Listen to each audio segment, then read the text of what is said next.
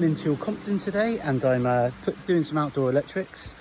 One of the things that I often find when I get customers phoning me up, especially in winter time, saying that their RCD's tripping, and one of the reasons for that is water ingress getting into the electrical components outside in the garden. And so I've got this little waterproof box here, just under this bush. It's a very tight spot, and to be honest, I've fallen out with this plant. We don't like each other at all. Look at what it's done. Doesn't like me, and I don't like it. But anyway, there's not much I can do about what there is.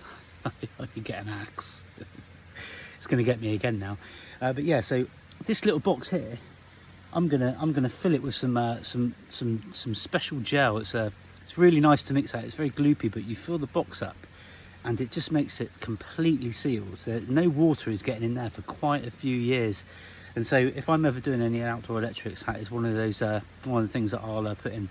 But I'll show you how it works in a minute, because it's quite satisfying watching it just fill that box right to the top, and then it turns into a little bit of a jelly. But I'll show you what I mean.